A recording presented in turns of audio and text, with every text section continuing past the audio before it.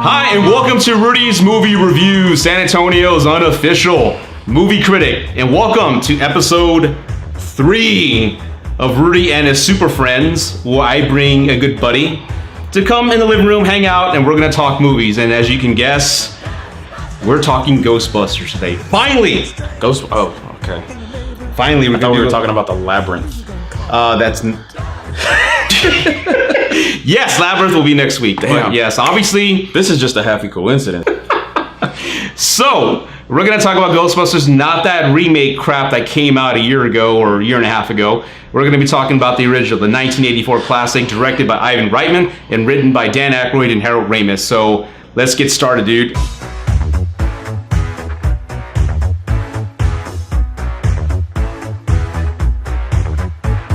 I want to talk about when we first encountered Ghostbusters. You go first. Like when in your life did you first introduce into the Ghostbusters world? Well, what I can remember, the movie came out in '84, right? Yes. I was in kindergarten, by the way. You sure you weren't in middle school? So it came out in '84. I would have been 2 for most of that year, and so I remember starting off watching the cartoon.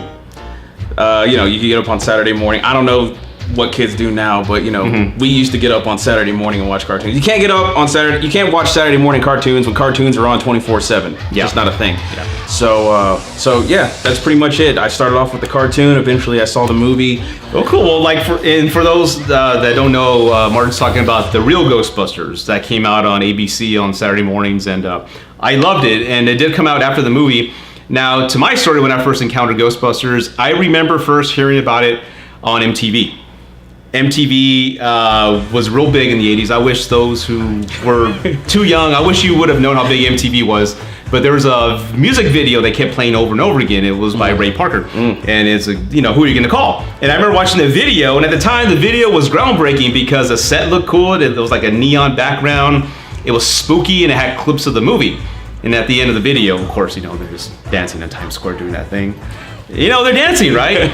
But then the logo pops up at the end, and I'm like, oh, wow, what movie is this? And then finally, friends were talking, and I was in kindergarten, and everyone was like, yeah, this Ghostbusters is going to be coming out. It's going to be scary and funny. I didn't see it at the theater. I saw it on VHS at home, and I remember I was scared. Like the library scene, it really spooked me out. Yeah. Right before the title credits come up, it's just a librarian going downstairs into the... Ghost librarian. The ghost librarian, yes. But before that, she's the lady who's just working there. She's going downstairs, and the books kind of do this, and there's like this eerie music. They float across the room. Yeah, and then she sees a white light, and she gets scared. And I remember as a kid, that really scared me. Again, I was in kindergarten. But we've seen it so many times, and we see it as one of the best written comedies out there. But seeing it as a young kid, I remember being... it being scary to me, but it also being funny. The one monster that really terrified me was that one taxi driver zombie. Yeah. That's the monster that scared me the most as a kid. Yeah, so that was my introduction to the Ghostbusters back in the 80s. And he's smoking, and that guy gets in the back of the cab, Yeah, something goes through the tailpipe, right, or something? Like some pink ghost goes in the tailpipe? Yes, it comes out of the grate from the ground, and then goes into the tailpipe, and then, which sounds dirty, but... You put a banana in the tailpipe? Well, that's... Eddie Murphy, Yeah, we're not gonna fall for a banana in the tailpipe. You're not gonna fall for the banana in the tailpipe? It should be more natural, brother. It should flow out like this. Look, man, I ain't falling for no banana in my tailpipe. Yeah, no, I think the the initial scene when they go down and the ghost librarian is down there, and the whole get her, and then she turns into the big huge monster ghost. I think that kind of freaked me out. I don't know if I was scared, I wasn't running for a blanket or anything like that, but I think I was just like, whoa, that's new. Yeah, you weren't expecting it. Yeah, and my feeble little mind didn't know how to handle that, so I still have that feeble little mind.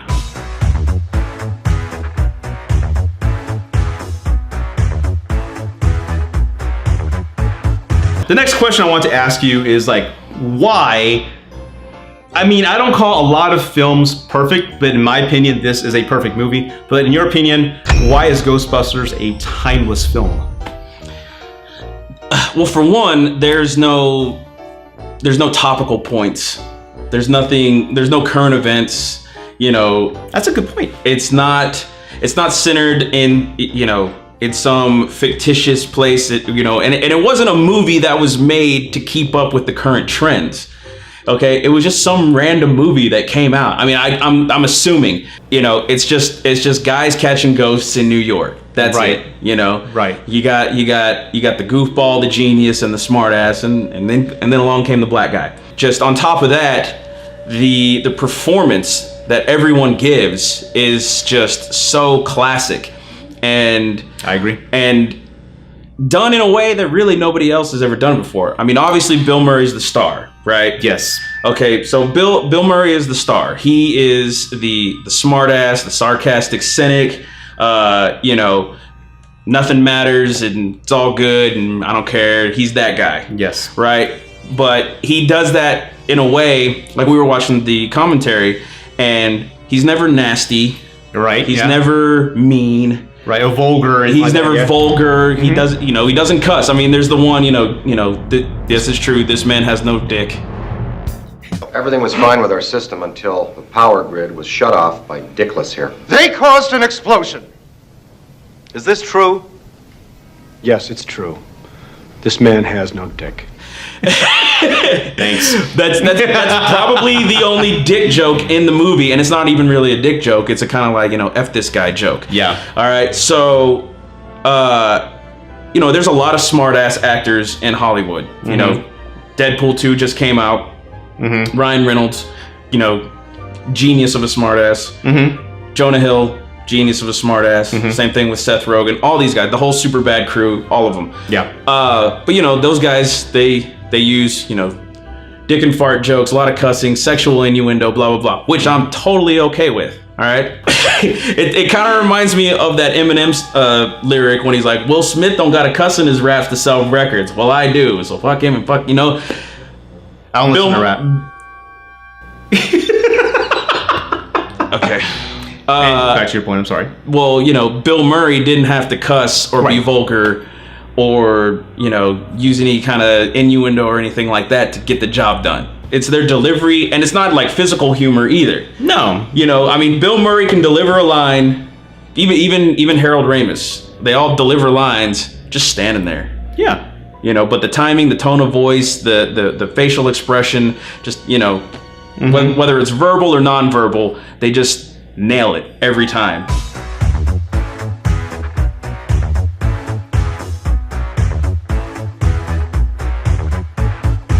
What are some of give me one of your favorite lines? Well, obviously when they're in the mayor's office and, you know, Walter Peck's there, and, you know, Bill Murray just like, yes, that's true. This man has no dick. and then Peck goes for him, and then, you know, you just hear Bill Murray in the back. Well, that's what I've heard. That same scene, to your point, like non-physical, like in-your-face comedy, but this nonchalant gesture cracks me up. That same scene, the Pope or the Eminence comes in to talk to the mayor. Afternoon, gentlemen. Oh, Your Eminence. And the mayor's like, "Oh, Your Eminence, come here." And he slaps him on his cheek. We got a big problem here, Marty. How are you, Lenny? You're looking good, Mike. We're in a real fix here. Yeah. And you can see Dan Aykroyd like laughing in the background. Yeah. Like, who would do that to a priest? Well, yeah. I mean, obviously, we got a big problem. Yeah. You know, hey, Lenny. Hey, I tell you, Mike. Well, and then even at the end, you know, when Bill Murray's trying to, you know, when Venkman's trying to tell the mayor, like, you know, just let us do this thing, and he's just like, well, what if you're wrong? If I'm wrong, nothing happens. We go to jail, peacefully, quietly. We'll enjoy it. But if I'm right, and we can stop this thing, Lenny, you will have saved the lives of millions of registered voters. If we're wrong, we go to jail, peacefully, quietly. Yeah. What if we're right? Lenny. And he gives him a look like, Yeah. You just call me Lenny, I'm the mayor. And he's like, you just saved the lives of millions of registered voters. And then him and, you know, the Pope dude, they're both just like, You know, he's got a point. Yeah. Get him out of here. I'm gonna miss him.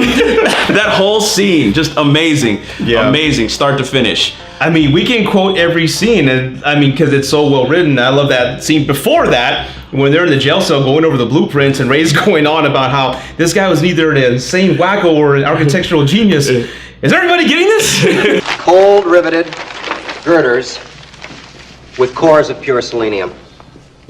Everybody getting this so far? Yeah, I guess they don't make them like they used to. Yeah. And then he like smacks him on the head. No, nobody made him like that. Yeah. So be good. For goodness sake. Whoa, somebody's coming.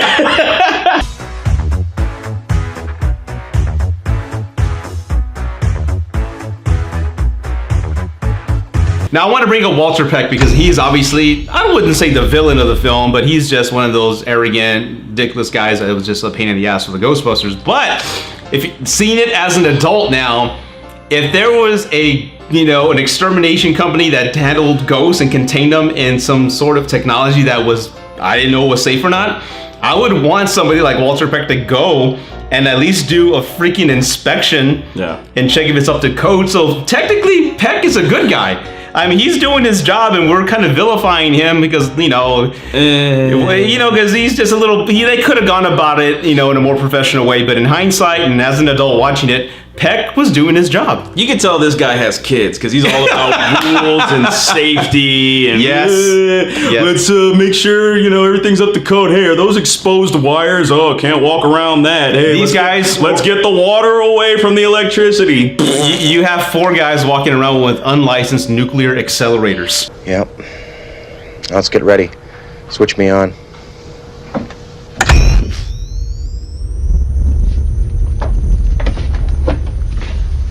On their back. Hey, man.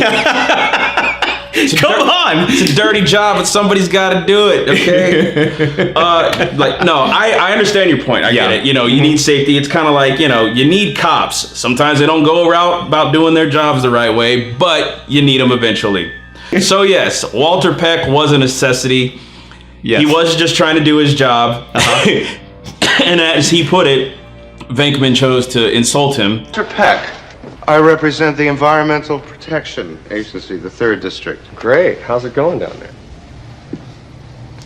there? Instead of work with him. But yeah, he kind of screwed the pooch on that one. He did. By getting the warrant to shut it down. Yes. So the whole thing could have been resolved with good communication, but again, Peck was technically doing his job. Still a dick. He is a dickless guy. Yeah. Yeah. He's a dick with no dick. Okay.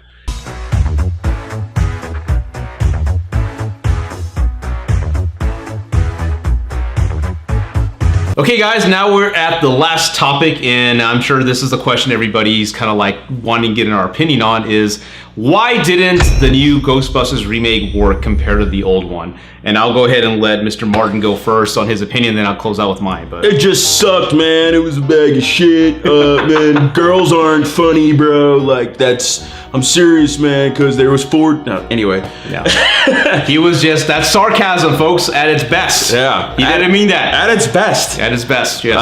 No, it has nothing to do with who was in it. Because as soon as I heard about it, because they were like, yeah, Paul Feig is writing and directing. I was like, oh, that dude that did Bridesmaids? This is going to be awesome. And I like Bridesmaids. I love Bridesmaids. I recommend Bridesmaids to dudes that don't like chick flicks, okay?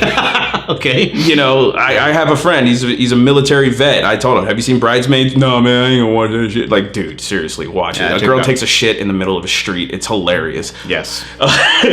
Anyway, so, Paul Feig set to write and direct it.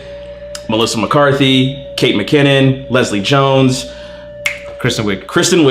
Wiig. So you're just like all-star cat, like this. Yeah. This can't be funny, or this can't not be funny. This can't not be successful. And then I watched it, and oh my God, was it so bad? It was just predictable jokes, over the top slapsticky humor. The funniest part about it was Chris Hemsworth. At the receptionist job. Hi. Hi. Is this a big old robot? What? The receptionist job that was in the paper I was here about. You're hired.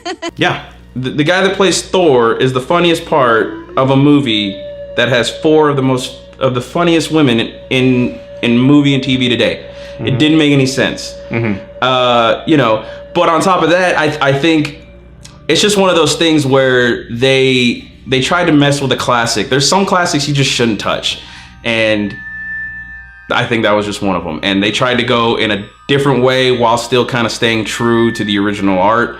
And I just think they missed the mark entirely, mm-hmm. you know, because the thing about the original two Ghostbusters movies was the dry, witty, smart-ass, sarcastic, cynical mm-hmm. humor, and, you know, none of this physical, weird, wacky, goofy, you know. Like the scene where she's learning how to use a proton pack in the alley, and she's flying all over the place. Honestly, so like, man, that was like... And here we go!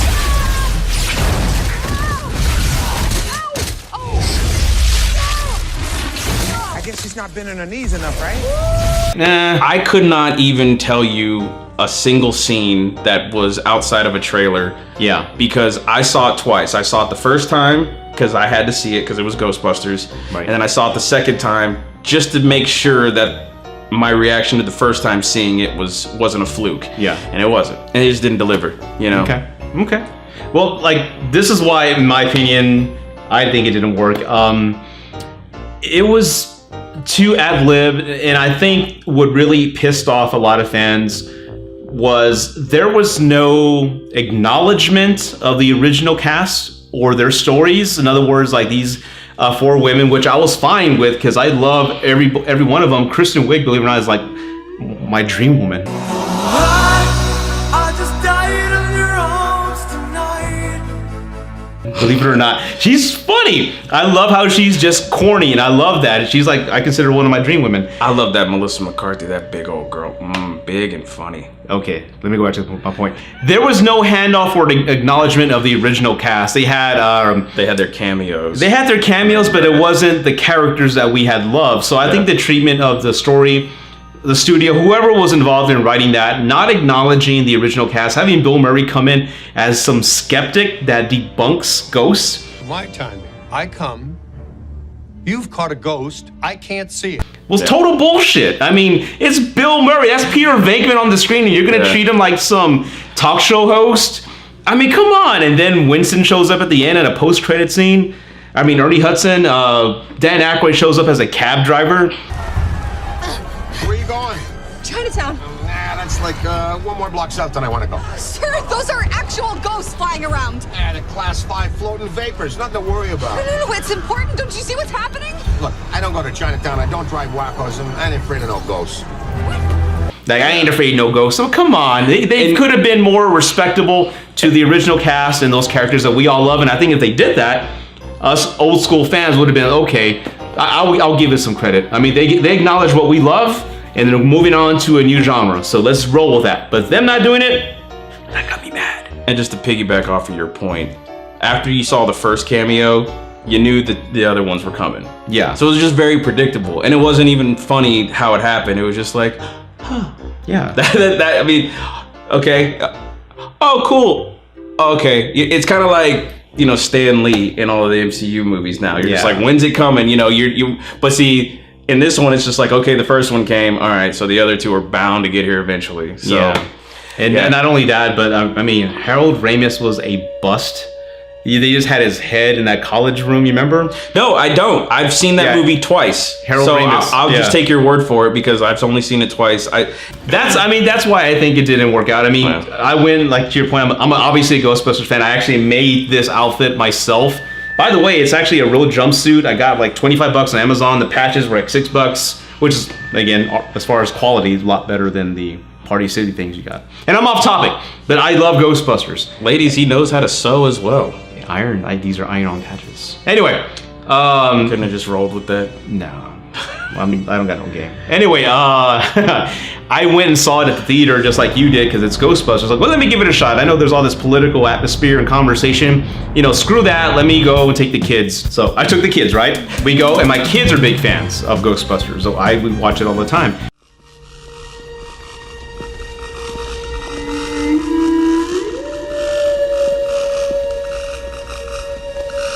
And And me and the kids were laughing the first 30 minutes or so. We're like, hey, this is pretty good. I mean, we're laughing because it was silly.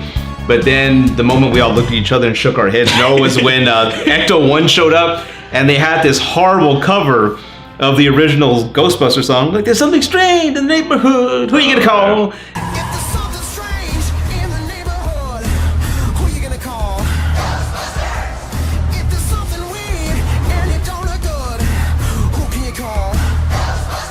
And I think, oh my God, we looked at each other like, no, that's it, we're done. Fuck this. We're out. And no more. And we totally checked out of that, and we just hated it. Yeah. We hated it. Yeah. I think I was watching it with a friend of mine, and I think at one point we hadn't laughed. I think the most comedic expression to come out of us was, yeah. And then I think about 20 or 30 minutes into it, we just kind of looked at each other with a look like, yeah. This sucks, right? Yeah. Is it just me or does this suck? And we're like, out of respect, we'll power through, and we did. And yeah, so anyway, it was a huge letdown. It was a huge letdown because, you know, obviously there hadn't been a new Ghostbusters thing in, you know, almost 30 years. We waited since I think 89 is when Ghostbusters 2 came out. So almost 25 years, give or take, and huge set of blue balls. Yeah. My Ghostbusters boner was raging, and total letdown. That's so graphic and well put. I have this vivid picture in my head, you bastard. Thank you. Yeah. No, you're welcome. Oh, man. But in closing, guys, Ghostbusters, in my opinion, is one of the all-time well-written classic comedies of all time. It is a timeless and it is a perfect film because I can watch it anytime and I enjoy it. It's one of those films, hey, put it in, and it's a showstopper because whatever I'm doing, I'm stopping and watching it and enjoying the characters. It's so well acted from the four crew guys, and then we have Loomis, what's his name? Lewis Tully, Rick Moranis. Rick Moranis, yeah, we have him show up. Annie Potts. Yeah, Sigourney Weaver. Sigourney Weaver's amazing. I mean, it's great from top to bottom. You know, Dana Barrett. I'll never forget that name. And Sigourney Weaver's amazing. For a chick in the 80s, smoking hot. Yes. So hot, eggs just fry on her countertop. Yes. I see what you did there. Yeah, you saw it. Yeah, I saw that. All right. You got the head nod. Yeah. Okay. So, any closing thoughts on Ghostbusters? If you haven't seen Ghostbusters, the original or the sequel, then find the tallest building and jump off of it because you're a loser. No. Truth. No, it's a great movie. You know, if you're younger, it's a nostalgic movie that you can watch, and you can see how movies were made a long time ago. You can see how things were different, how not just the way movies were shot, just how people were different in general. There's a lot of smoking, a lot of public drinking. Cars were different, clothes were different. The actors themselves look different. So it's just one of those cool movies to just watch and just be like, oh yeah, like that's totally 80s. The music, everything. And if if you're our age, give or take a few years, and you haven't seen it in a while, I recommend watching it and then watching it again. Play a drinking game out of it. There's millions of them that you can make up. It's on Netflix.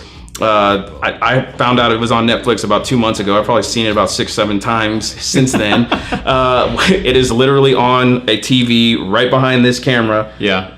Right there. If I had a mirror, you would see it. It's there. Of course I love it. I got a tattoo of it. Okay. Mm-hmm. That's how much I love this movie. I got Ghostbusters here, and I got Back to the Future 2 DeLorean right there. All right, 2 of my favorite movies. I can't say enough about it. If you're in a bad mood, watch it. If you're in a good mood, watch it. Mm-hmm. If it's a first date or the first time you're bringing a chick back to the house and you don't know what to watch it. She'll laugh. And if not, boot her. Yeah, she ain't worth it. That's not a keeper. That is not a keeper. No. Negative. I don't care what age. If she doesn't laugh at one single joke, she's a sociopath. Okay? You heard it from Martin. Yeah, I don't know what. Those are the greatest dating tips I've ever heard, sir. Awesome. Yeah. Speaking of dating tips, who brings 25 cc's of Thorazine on a date? Right? And how does he get it in her? I don't know. How does he get it in her? I have no idea, but that always stuck out as an adult. Like I say, wait, what did he bring to the date? I just heard with. So did he get that? Did he crush that up into some pills? Did he have a syringe? Like, does he have an IV drip? Like, how is, suspension of reality, folks. Yes. Well, Martin, thanks for being here, man. Thank you for having me. This was fun. We'll have to do this again. We'll probably say we're gonna do it next week, and then take a few months to do it. Maybe by Christmas it'll actually get done, and then we'll be like, oh, that's crap, and then we'll reschedule. Thank you, sir. Well, again, thanks for being here, and guys, thanks for watching our episode 3 of Ghostbusters, and appreciate your time. And if you haven't done so already, please hit the subscribe button so you get more fantastic videos of myself, Martin, and my other guests, and smash the like button. I have to say that. Smash the like button. That's a thing. They say that now if you want to be hip. And I'm trying to be hip. Ugh, I know. Thanks for watching. Take care. God bless. Live long and prosper.